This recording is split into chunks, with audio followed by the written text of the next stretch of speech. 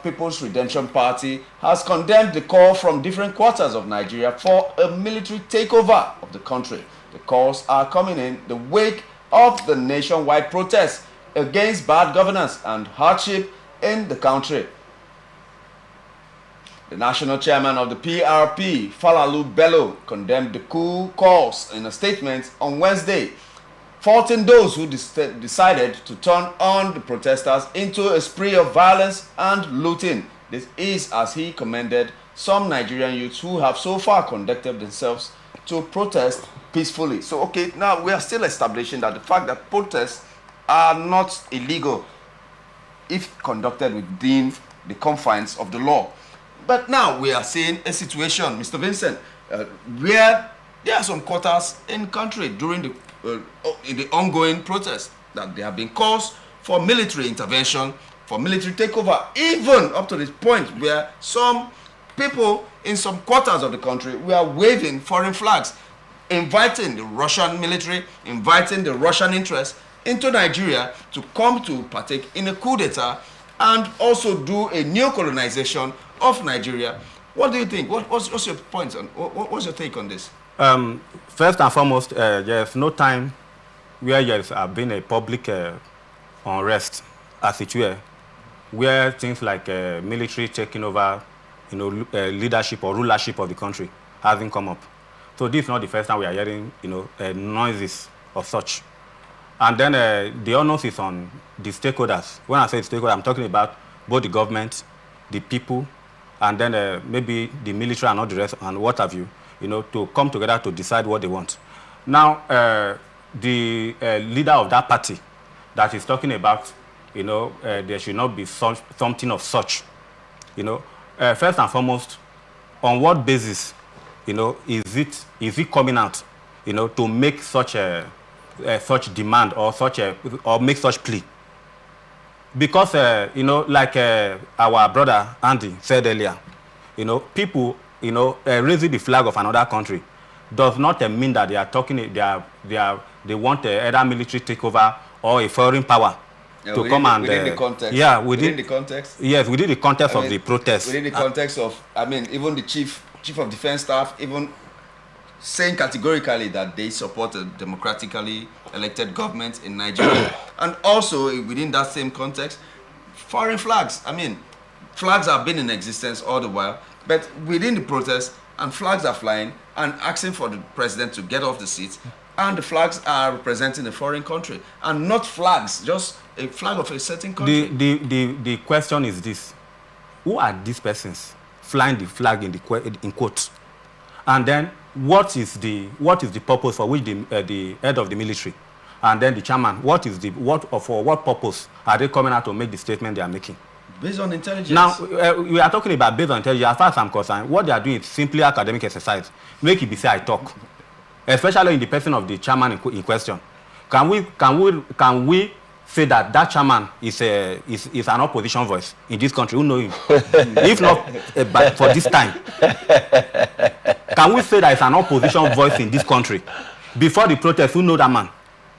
So to me, what both the military chief and the chairman himself, what they are doing is just academic exercise. Then those who are actually pushing whoever to raise the flag without knowing the implication, without knowing both the legal, the social, and then the national, our national face, the implication of that of raising of the flag in quotes. To me, there are persons that don't even know the implication of what they are doing, and then to me, the raising of the flag in question, it doesn't hold water. Then you cannot just wake up overnight and say you want to, a military government to just come and take over rulership of a country. There is a lot to it. So the chairman in question, please, you should just allow the sleeping dog to lie. Okay. Mr. Andy, sir. Every now and again, when we want to have elections in this country, we invite international observers. We ask that they should come and observe the processes, of the election. Every now and again, we hear that there are cases that have been taken to the international courts, that the international courts having the right to hear those cases.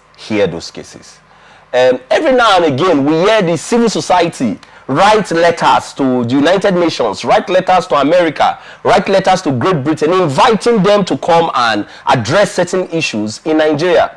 Why is it that the hierarchy of the military or the Falalu have not said that those people were requesting those international community to come and take over in your country? There are several ramifications to looking at this issue. As far as it concerns the legal implication, there's nothing essentially wrong with flying a flag of another country in your country. It is the hoisting of a foreign country's flag in your country that can be said to be a treason.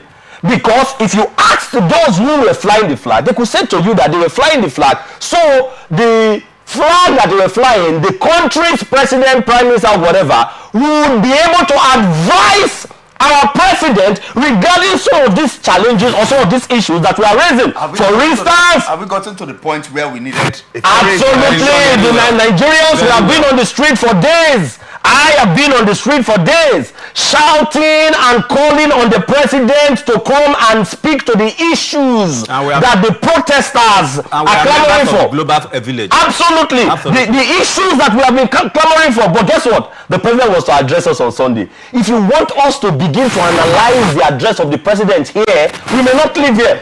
I have analyzed 10 lies told by the president during the address without even looking at the fundamentals that the protesters are speaking to. Therefore, the need for us to begin to speak to the international community, maybe he would listen, because our presidents, as a matter of fact, they all, I don't want to use the word that is coming to my mind now, they all sort of revere, respect, adulate these world leaders. For instance, the president of America, if he was speaking, the Nigerian president, who is supposed to be an equal, you would see that he would, that's why we even go to Chatham House. Every time we want to have elections, you find that all the contestants, all the big contestants, they are standing in front of Chatham House and they are reading out whatever it is that they want to do. What are you doing at Chatham House? Do you not have the version of Chatham House here in Nigeria? Have you seen prime ministers in Great Britain coming to our foreign affairs to come and speak and address Nigerians? It speaks to the fact that Nigerian presidents understand that these people have such huge influences over them. Because the citizens know this, they therefore want to fly the flag. The legal implication of flying the flag does not mean you are being treasonable. Look at the context within this, because there has been Russian intervention in some Central African and West African countries. Yes. And did you take the flying of flag in those countries that you are speaking to now, like Mali? Did they take the flying of flag before the intervention? If the Russians were to intervene, they would have intervened in any way without necessarily flying flag.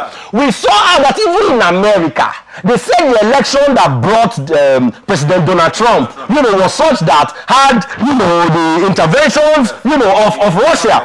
Everywhere else in the world, their influences, relics of the influences of the bigger country, on the smaller country. So if you saw people raising the flag, it could be that, and they can explain, if you invited them, they can say, we are mainly raising the flag to call the attention of this leader that we know our president reveres, our president respects, so that he can maybe speak to the president to say, there is indeed hardship in Nigeria. Mr. President, why don't you look at it? Why don't you look at these things that you are doing? You are building houses for your vice president. You are buying cars for your first lady. You are buying cars for the first son. You are buying cars for the first daughter. You are doing all these things and making Nigerians think that there is austerity in the land. Meanwhile, you are introducing austere policies. You are living as though you are drunken sailors. You are living as though the monies are in the times when Gowon said the problem of Nigeria is not money. You are living in plenty, yet you are asking Nigerians to suffer. Today, a loaf of bread in Nigeria, I went to a restaurant a couple of days back and I was told loaf of bread I used to buy 800 naira is now 1,800 naira.